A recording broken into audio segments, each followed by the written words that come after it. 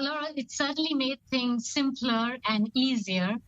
And on a broader sense, it's also a win-win for both countries, and partly expected, especially after the recent I2U2 grouping. For the UAE, for example, I think about 30% of their population is Indian.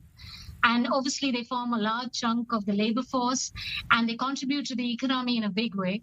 So it's important for the UAE. And for India, again, we have such a large diaspora there. I think the number is about 3.5 million Indians living there, who again send a lot of money back home. So the remittances are key for India in terms of, they send money back to their families. It improves their quality of life. The amount was, again, a large number. The pandemic might have changed that number around, but it's about 17 to $18 billion a year. So yes, if the rules are easier, it's kind of a win-win for both countries. And have visa rules and immigration laws in the UAE been something of an obstacle in the past? Will these changes kind of rule that out? I wouldn't really call it an obstacle, but it is much easier now.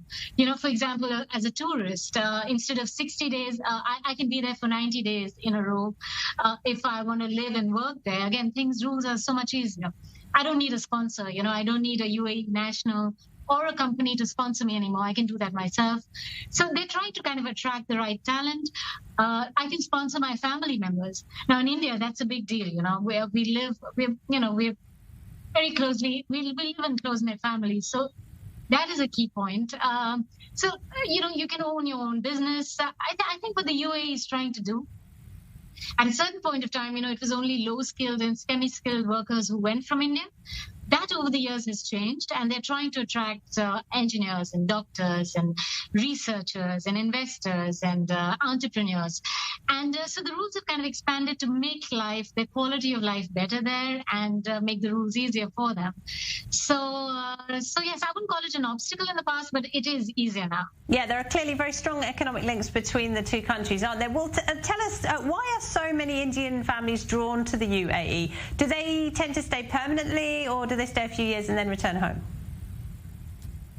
When you say drawn to the UAE, historically, and I'm talking 3,000-4,000 years ago, there was always trade between the two countries, right? I mean, we had seals from Mesopotamia found in the Harappan civilization.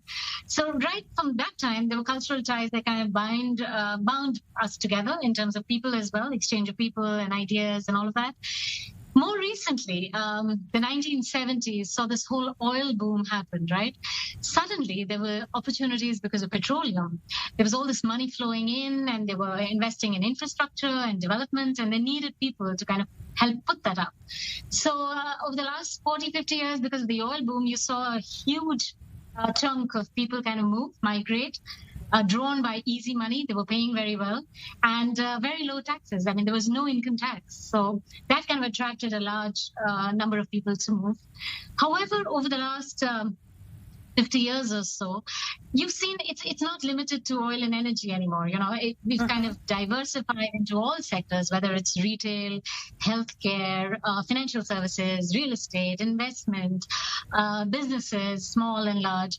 So I think now the kind of footprint has expanded to a large extent. If you ask me, are they coming back or not?